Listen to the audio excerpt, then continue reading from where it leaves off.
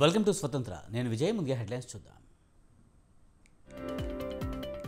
ఢిల్లీ వెళ్లిన సీఎం రేవంత్ రెడ్డి మిగిలిన 3 MP సీట్లపై AICC నేతలతో మంతనాలు.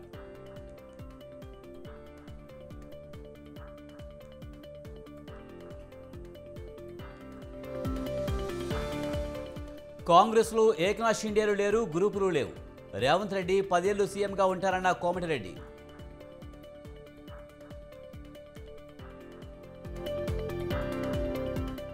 కాసేపట్లో ఉమ్మడి గుంటూరు జిల్లా నేతలతో జగన్ భేటీ. ఎన్నికల్లో అనుసరించవలసిన వ్యూహంపై చర్చ.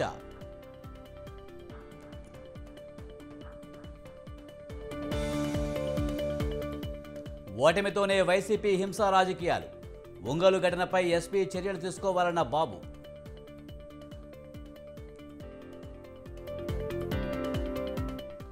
విశాఖలో ఎస్పీఎఫ్ కానిస్టేబుల్ ఆత్మహత్య. ఎస్ఎల్ఆర్తో కాల్చుకుని ఆత్మహత్య చేసుకున్న శంకర్రావు.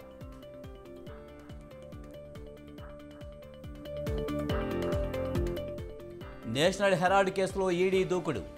759 కోట్ల ఆస్తులను అటాచ్ చేసిన ఈడీ.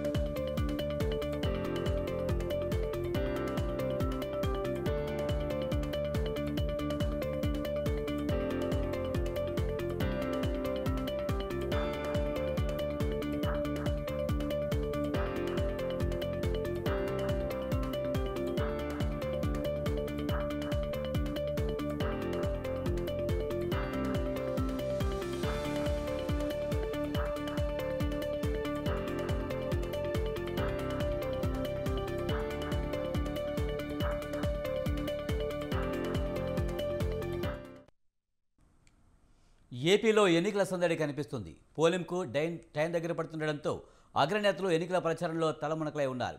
ఈ నేపథ్యంలోనే ఏపీలో ఎన్డీఏ కూటమి దూకుడు పెంచింది.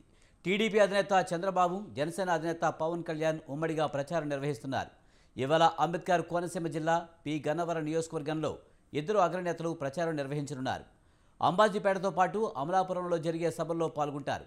అలాగే నిడదవోలులో పార్టీ నేతలతో చంద్రబాబు సమీక్ష నిర్వహిస్తారు.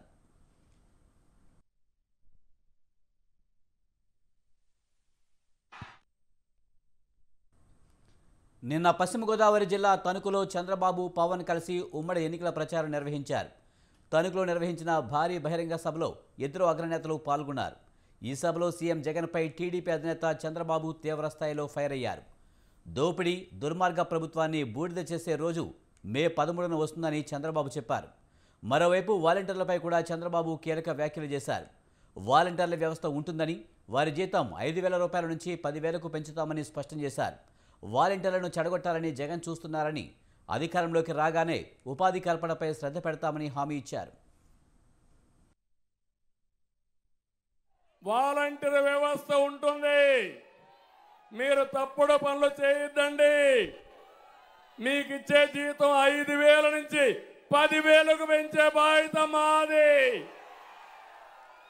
ఈ దెబ్బతో వైసీపీకి ఏం చేయాలనో దిక్కు తెలియడం లేదు. అవునా కాదా తమ్ముళ్ళు? చూడండి, ఒక మంత్రి ధర్మాన మాట్లాడుతున్నాడు. అసలు వాలంటీర్ వ్యవస్థే లేదంట రాష్ట్రంలో. వాలంటీర్లు మొత్తం రాజీనామా చేశారంట. చేసింది 2%. మళ్ళీ వాలంటీర్లకు విజ్ఞప్తి చేస్తున్నా, వాళ్ళు చెప్పిన మీరు రాజీనామా చేయొద్దండి, మీకు అండగా మేము ఉంటామని వాలంటీర్లందరికీ హామీ ఇస్తున్నా. వాలంటీర్ వ్యవస్థ. మరోవైపు ప్రజల బాగు కోసమే తాను తగ్గానని అన్నారు పవన్ కళ్యాణ్. ఓట్లు చేరకూడదన్న ప్రధాన లక్ష్యంతో ముందుకు వెళ్తున్నామని చెప్పారు. ఎక్కడ నెగ్గాలో కాదు, ఎక్కడ తగ్గాలో కూడా తనకు బాగా తెలుసునని చెప్పారు. అందుకే ప్రజలు, యువత బాగు కోసం జనసేన అభ్యర్థులు త్యాగాలు చేశారన్నారు. రాష్ట్ర భవిష్యత్తు బాగుండాలంటే చంద్రబాబుతో, ప్రధాని మోదీతో సుదీర్ఘంగా చర్చించి ఈ కూటమిని తీసుకువచ్చామని పవన్ తెలిపారు.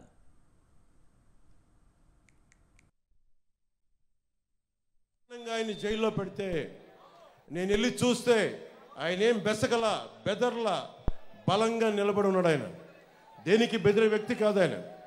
కానీ నాకు అనిపించింది, ఏదైతే మాట ఇచ్చానో 2021లో వైసీపీ వ్యతిరేక ఓటు చీలకూడదని చెప్పి నేను పదే చెప్పాను.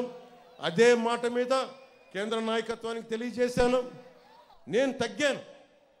నన్ను కావాలంటే విమర్శించారు.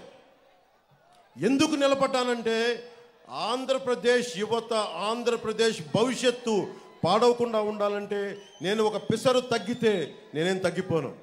ఎక్కడ నెగ్గాలో కాదు, ఎక్కడ తగ్గాలో తెలియాలి. దేనికి తగ్గాను నేను? ఇక్కడ అభ్యర్థిని అనౌన్స్ చేసిన తర్వాత కూడా ఎందుకు తగ్గాల్సి వచ్చింది అంటే, మా వాళ్ళు ఒకళ్ళు తగ్గుతారు కానీ మీరు గెలుస్తారు. మీకు మొన్నటి వరకు విడివిడిగా ప్రచారం చేసిన ఇద్దరు అగ్రనేతలు ఇప్పుడు ఉమ్మడి ప్రచార పర్వంలోకి దిగడంతో రాష్ట్రంలో పొలిటికల్ హీట్ వేడెక్కింది. అంతేకాకుండా చంద్రబాబు, పవన్ ఉమ్మడి ప్రచారంతో రెండు పార్టీల శ్రేణుల్లో ఫుల్ జోష్ కనిపిస్తుంది.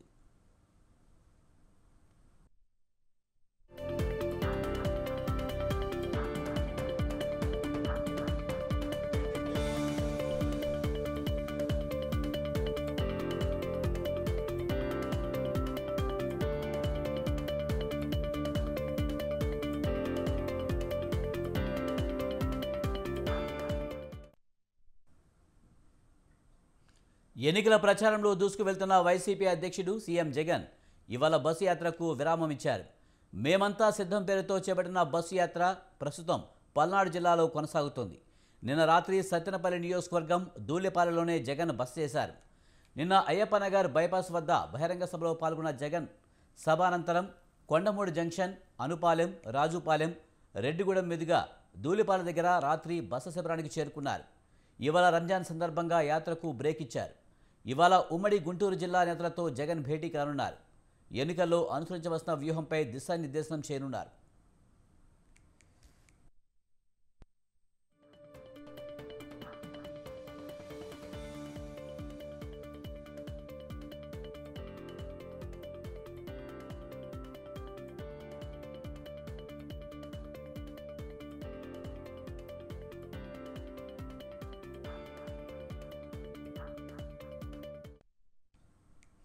ఎన్నికల ప్రచారంలో దూసుకు వెళ్తున్న వైసీపీ అధ్యక్షుడు సీఎం జగన్ ఇవాళ బస్సు యాత్రకు విరామం ఇచ్చారు.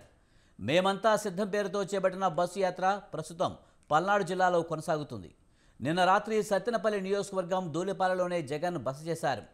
నిన్న అయ్యప్పనగర్ బైపాస్ వద్ద బహిరంగ సభలో పాల్గొన్న జగన్ సభానంతరం కొండమూడు జంక్షన్, అనుపాలెం, రాజుపాలెం, రెడ్డిగూడెం మీదుగా దూళ్లపాలెం దగ్గర రాత్రి బస శిబిరానికి చేరుకున్నారు. ఇవాళ రంజాన్ సందర్భంగా యాత్రకు బ్రేక్ ఇచ్చారు. ఇవాళ ఉమ్మడి గుంటూరు జిల్లా నేతలతో జగన్ భేటీ కానున్నారు. ఎన్నికల్లో అనుసరించవలసిన వ్యూహంపై దిశానిర్దేశనం చేయనున్నారు.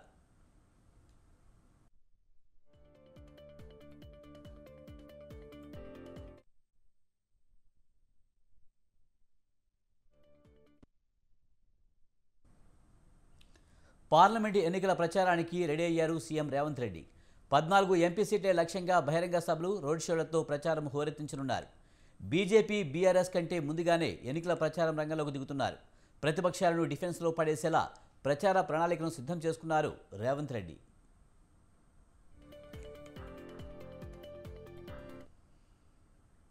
వచ్చే నెల 13న తెలంగాణలో లోక్సభ ఎన్నికల పోలింగ్ జరగనుంది. దీంతో ఈ నెల 14 నుంచి ఎన్నికల ప్రచారానికి తెరలేపనున్నారు సీఎం రేవంత్. ప్రతి లోక్సభ నియోజకవర్గ పరిధిలో 3కు తగ్గకుండా బహిరంగ సభలకు ప్లాన్ చేస్తున్నారు. పబ్లిక్ మీటింగ్లతో పాటు రోడ్ షో నిర్వహించేలా రోడ్ మ్యాప్ సిద్ధం చేశారు సీఎం రేవంత్.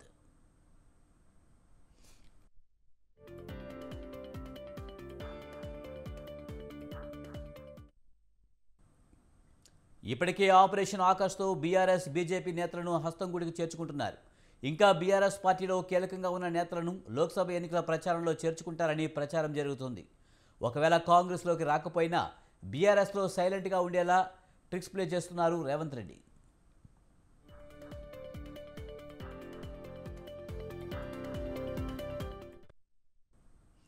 ప్రతి పార్లమెంటు నియోజకవర్గంపై ప్రత్యేకంగా ఫోకస్ చేస్తూ కొత్త, పాత నేతల మధ్య సమన్వయం ఉండేలా దిశానిర్దేశనం చేస్తున్నారు. ఇక ప్రచారంలో 100 రోజుల పాలనను ప్రజల్లోకి తీసుకువెళ్తూనే 10 ఏళ్ల బీఆర్ఎస్ బీజేపీ వైఫల్యాలను వివరించేలా ప్లాన్ చేసుకుంటున్నారు. ఇప్పటికే ప్రతి ఎంపీ నియోజకవర్గానికి ఒక సమన్వయకర్తను నియమించారు. వాళ్ళు హైదరాబాద్, ఢిల్లీలోని వార్ రూమ్లకు టచ్లో ఉంటూ ఎప్పటికప్పుడు అభ్యర్థి గెలుపుపై సర్వేలను అందజేసేలా కార్యాచరణ అమలు చేస్తున్నారు.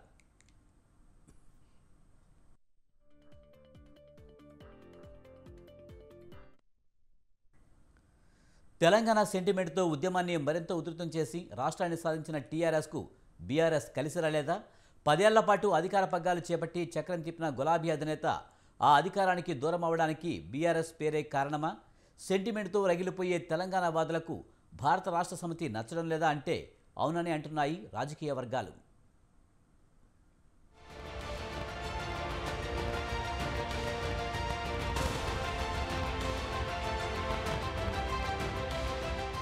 తెలంగాణ రాష్ట్ర ఏర్పాటే లక్ష్యంగా పుట్టిన పార్టీ తెలంగాణ రాష్ట్ర సమితి. 14 ఏళ్ల పోరాటం తర్వాత రాష్ట్రాన్ని సాధించడంతో తిరుగులేని శక్తిగా నిరూపించుకుంటుంది టీఆర్ఎస్. 2014-2018 ఎన్నికల్లో వరుసగా 2 సార్లు విజయం సాధించి రాష్ట్రంలో బలమైన రాజకీయ శక్తిగా ఆవిర్భవించింది. ఆ తర్వాత కేసీఆర్ కు దేశ రాజకీయాలపై మనసు లాగింది. దీంతో తెలంగాణ మోడల్ గా భారత్ ను కూడా అభివృద్ధి చేసి చూపిస్తాము అంటూ అప్పటి వరకు టీఆర్ఎస్ గా ఉన్న పార్టీని 2022 అక్టోబర్ నెల విజయదశమి నాడు భారత రాష్ట్ర సమితిగా పేరు మార్చారు. ఆ తర్వాత తాను అనుకున్నట్లు పలు రాష్ట్రాల్లో పార్టీ కార్యక్రమాలతో బిజీ అయ్యారు. మహారాష్ట్ర, ఢిల్లీలో పార్టీ కార్యాలయాలను మొదలు పెట్టారు. ఇదే సమయంలో పార్టీ క్యాడర్ నుంచి పేరు మార్పుపై భిన్నాభిప్రాయాలు వ్యక్తమవుతూ వచ్చాయి. టీఆర్ఎస్ పేరు మార్చడంతో తెలంగాణ ప్రజలకు పార్టీ దూరమైందన్న వాదనను కొంతమంది తెలంగాణ ఉద్యమకారులు తెరపైకి తెచ్చారు. పార్టీ పేరు మార్పు ప్రభావం ఎన్నికలలో ఉంటుందన్న అనుమానాలు వ్యక్తం చేశారు. పార్టీ జాతీయ రాజకీయాల్లో కీలక పాత్ర పోషించాలన్న లక్ష్యంగా అధినేత కేసీఆర్ తమ నేతల అభ్యంతరాలకు పెద్దగా ప్రాధాన్యత ఇవ్వలేదు. దాదాపు 2 ఏళ్ల పాటు జాతీయ రాజకీయాలను దృష్టిలో ఉంచుకొని వివిధ రాష్ట్రాల్లో బీఆర్ఎస్ అధినేతగా కేసీఆర్ పార్టీ కార్యక్రమాలను నిర్వహించే ప్రయత్నం చేశారు.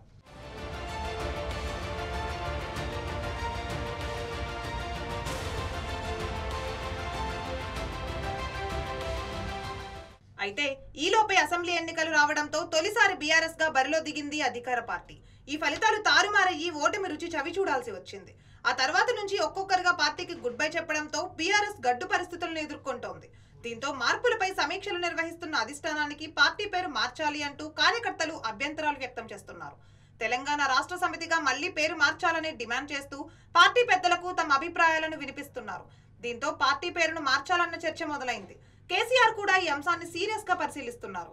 తెలంగాణ సెంటిమెంట్ తో ముడిపడిన పార్టీ పేరును మార్చడంతో తెలంగాణ ప్రజలతో ఎమోషనల్ కనెక్షన్ మిస్ అయినట్లుగా భావిస్తున్నారన్న టాక్ కూడా వినిపిస్తోంది.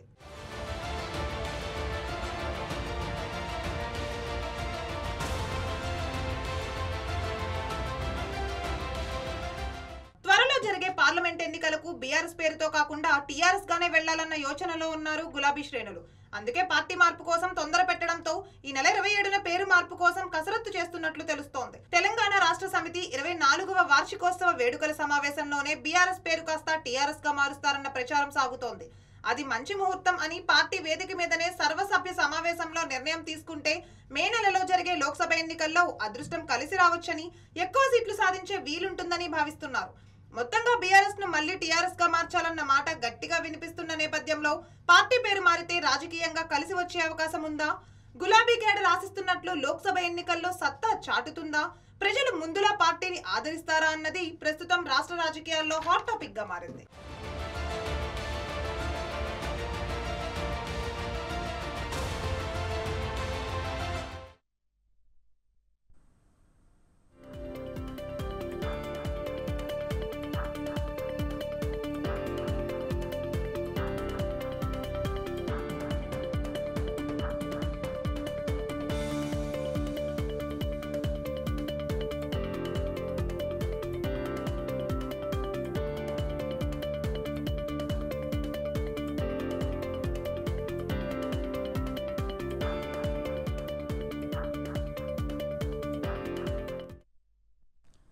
తెలంగాణలో సంచలనం సృష్టించిన ఫోన్ ట్యాపింగ్ కేసుపై సిపి కొత్తకోట శ్రీనివాసరెడ్డి స్పందించారు. ఫోన్ ట్యాపింగ్ కేసు విచారణ పారదర్శకంగా జరుగుతుందని చెప్పారు. సమయం వచ్చినప్పుడు అన్ని వివరాలు వెల్లడిస్తామన్నారు. రాజకీయ నేతలకు నోటీసులు ఇస్తారా అనే ప్రశ్నకు త్వరలో సమాధానం చెబుతామన్నారు CP Srinivasa Reddy.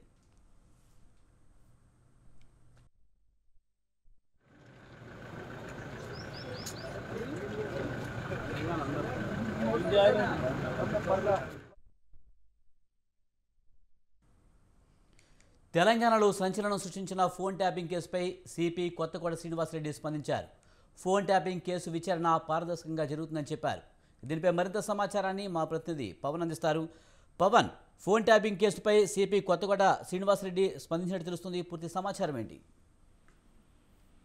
Telangana phone tapping కేసుపై మొదటిసారిగా హైదరాబాద్ పోలీస్ కమిషనర్ కొత్తకోట శ్రీనివాస్ రెడ్డి స్పందించారు. అయితే ఒక ఫోన్ ట్యాపింగ్ సంబంధించిన దర్యాప్తు పారదర్శకంగానే జరుగుతుంది. ఎక్కడ కూడా దీనికి సంబంధించి పూర్తిగా అన్ని రకాలుగా విచారణ జరుగుతుందని చెప్పి కూడా చెప్పారు. అయితే మరోవైపు రాజకీయ నాయకులకు సంబంధించి నోటీసులు జారీ చేసే దానిపైన కూడా స్పందించారు. త్వరలో దీనికి సంబంధించి అన్ని వివరాలు కూడా చెప్తామని చెప్పి కూడా హైదరాబాద్ పోలీస్ కమిషనర్ కూడా చెప్పారు. అయితే దీంతో చూస్తే మాత్రము రాజకీయ నాయకులకు కూడా త్వరలో నోటీసులు ఇచ్చే అవకాశం కూడా చాలా స్పష్టంగా కనిపిస్తుంది. ఎందుకంటే ఒకవేళ ఇవ్వకపోతే దీనికి సంబంధించి ఇంకా రాజకీయ నాయకుల ప్రమేయం లేదని కూడా చెప్పొచ్చు. కానీ ఇక్కడ మాత్రము సిపి చాలా క్లారిటీగా చెప్పారు. రాజకీయ నాయకుల నోటీసుల పైన కూడా స్పందిస్తామంటే త్వరలో ఈ యొక్క బీఆర్ఎస్ సంబంధించి కావచ్చు, ఇతర సంబంధించిన నేతలకు కావచ్చు ఈ యొక్క నోటీసులు ఇచ్చే అవకాశం కూడా చాలా స్పష్టంగా కనిపిస్తుంది. అయితే దీనికి సంబంధించి ప్రతిసారి కేసుకు సంబంధించి వెస్ట్ జోన్ డీసీపీ మాత్రమే మాట్లాడే యొక్క సమాచారం చెప్పేవారు. అయితే ఈసారి మాత్రము హైదరాబాద్ పోలీస్ కమిషనర్ మొదటిసారిగా స్పందించారు ఫోన్ ట్యాపింగ్ సంబంధించిన విషయంలో. అయితే మొత్తానికి ఈ కేసుకు సంబంధించి దర్యాప్తులో ఉంది కాబట్టి ఇంకా వివరాలు దర్యాప్తు తర్వాత మరిన్ని వివరాలు చెప్తామని చెప్పి హైదరాబాద్ పోలీస్ కమిషనర్ చెప్పారు. పవన్, ఈ కేసులో కీలక ఆధారాలను ధ్వంసం చేశారనే వార్తలు మొదటి నుంచి వినిపిస్తున్నాయి. కానీ ఆధారాలు ఏమీ దొరకలేదు అనే వార్తలు వస్తున్న నేపథ్యంలో మొదటిసారి సిపి కొత్తకోట శ్రీనివాసరెడ్డి స్పందించడంతో ఏమైనా కీలక ఆధారాలన్నా వీరికి లభించి ఉండే అవకాశం ఉందంటారా? అయితే దీనిపైన మాత్రము ఇండెప్త్ గా సిపి మాత్రం మాట్లాడలేదు. కేవలం రెండు విషయాలు మాత్రమే చెప్పారు. ఈ యొక్క దర్యాప్తు మాత్రము సజావుగా కొనసాగుతుంది. రాజకీయ నాయకుల నోటీసుల పైన కూడా స్పందిస్తామని చెప్పి దీనికి సంబంధించి రెండు విషయాలు మాత్రమే మాట్లాడారు. అయితే ఈ యొక్క ఎవిడెన్స్ సంబంధించిన విషయంలో చూస్తే మాత్రము ఇప్పటికే పోలీసు లాంగర్ రూమ్ కావచ్చు, దీనికి సంబంధించి ఎస్ఐబి కార్యాలయం కావచ్చు, ఇటు మూసీ నదికి సంబంధించిన యొక్క వాటన్నిటిని కూడా హార్డ్ డిస్క్ కూడా స్వాధీనం చేసుకున్నట్లుగా పోలీసులు చెప్తున్న పరిస్థితి కనిపిస్తుంది. అయితే ఇంకా ఎందుకంటే ఈ యొక్క ఫోన్ ట్యాపింగ్ సంబంధించిన విషయాన్ని పోలీసులు చాలా రహస్యంగా ఉంచుతున్నారు. ఎందుకంటే చాలా రహస్యంగా యొక్క విచారణ కొనసాగిస్తున్నారు. ఎక్కడ కూడా ఈ యొక్క ఫోన్ ట్యాపింగ్ సంబంధించిన వివరాలను కూడా వెల్లడిస్తలేదు. కేవలం దీనికి సంబంధించిన విషయంలో చూస్తే మాత్రము ఈ యొక్క దర్యాప్తు మాత్రం కొనసాగుతుంది. ఇంకా చాలా మందిని కూడా విచారించే అవకాశం కూడా చాలా స్పష్టంగా కనిపిస్తుంది. Right, thank you Pawan.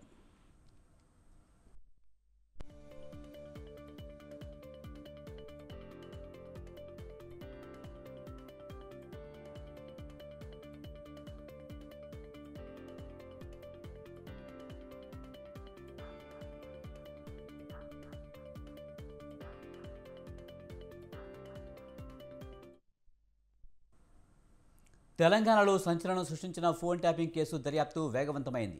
ఈ కేసులో తవ్వే కొద్దీ సంచలనాలు బయటపడుతూనే ఉన్నాయి. ట్యాపింగ్ కేసులో కీలకంగా ఉన్న రాధాకిషన్ రావు కస్టడీ ముగియడంతో ఆయన్ను కోర్టు ముందు ప్రవేశపెట్టారు పోలీసులు. అయితే న్యాయస్థానంలో రాధాకిషన్ రావుకు మళ్లీ షాక్ తగిలింది. అంతేకాకుండా ఆయనపై మరో కేసు కూడా నమోదైంది.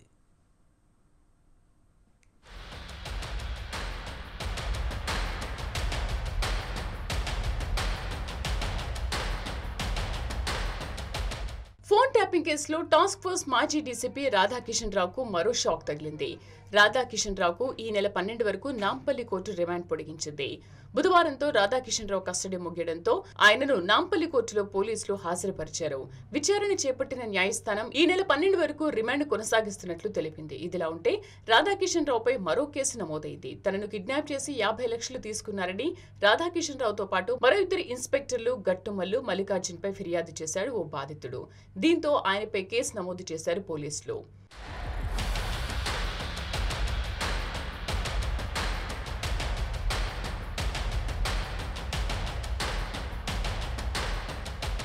ఫోన్ ట్యాపింగ్ కేసులో అరెస్టైన రాధాకిషన్ రావును దాదాపు వారం రోజుల పాటు కస్టడీలోకి తీసుకుని ప్రశ్నించారు పోలీసులు. ఆయన ఇచ్చిన సమాచారం ఆధారంగా మరికొంతమందిని ప్రశ్నిస్తున్నారు. అయితే ఫోన్ ట్యాపింగ్ వ్యవహారంలో రాధాకిషన్ పాత్ర కీలకంగా మారింది. గత ప్రభుత్వ హయాంలో అప్పటి special intelligence branch chief Prabhakar Rao కీలక పాత్రధారిగా సాగిన ఈ వ్యవహారంలో సూత్రధారుల డొంక కదిలింది. బీఆర్ఎస్ కు చెందిన 10 మందికి పైగా నేతలు ఫోన్ ట్యాపింగ్ వ్యవహారంలో కీలకంగా వ్యవహరించినట్లు రాధాకిషన్ రావు విచారణలో వెల్లడైనట్లు తెలుస్తోంది.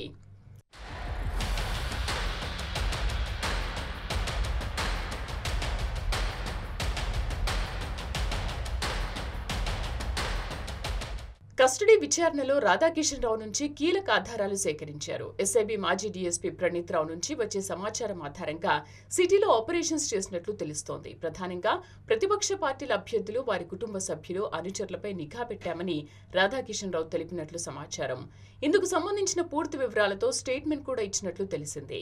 ఎస్ఐబి అప్పటి chief Prabhakar Rao, special operation targets chief Praneeth Rao నుంచి అందిన సమాచారం ఆధారంగా ఎలాంటి ఆపరేషన్స్ చేశారో కూడా వెల్లడించినట్లు తెలిసింది.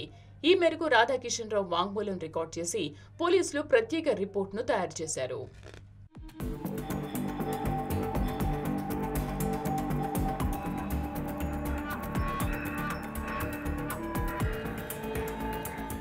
మరోవైపు ఫోన్ ట్యాపింగ్ కేసులో మరో కీలక పరిణామం చోటు చేసుకుంది. ట్యాపింగ్ కేసు విచారణ కోసం స్పెషల్ పీపీను ప్రభుత్వం నియమించింది. హై ప్రొఫైల్ కేసు కావడంతో ప్రత్యేక పీపీ కోసం కసరత్తు చేస్తోంది. ఇందుకు గాను 2 సీనియర్ న్యాయవాదుల పేర్లను ప్రభుత్వం పరిశీలిస్తోంది. ఈ కేసును స్పెషల్ టీం నెల రోజులుగా విచారిస్తోంది. ఇప్పటికే ఈ కేసులో 4 అధికారులను అరెస్ట్ చేశారు. అయితే మున్ముందు ఈ కేసులో పెద్ద తలకాయలతో పాటు మరికొంతమంది కూడా అరెస్ట్ అయ్యే అవకాశం స్పష్టంగా కనిపిస్తోంది.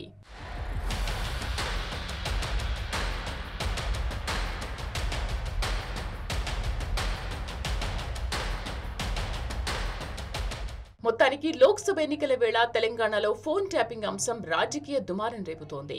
బయటకొస్తున్న నిజాలు, వెలుగు చూస్తున్న అంశాలను గమనిస్తే ఇదేదో ఆషామాషి వ్యవహారం కాదన్నది అర్థమవుతోంది. అసలు ఈ ఫోన్ ట్యాపింగ్ కేవలం కాంగ్రెస్ పార్టీ ముఖ్య నేతల వరకే పరిమితమైందా అనే కొత్త అనుమానాలు ఇప్పుడు తలెత్తుతున్నాయి. మరి ఎన్నికల నాటికి ఈ ఫోన్ ట్యాపింగ్ వ్యవహారం ఎన్ని మలుపులు తిరుగుతుందో చూడాలి.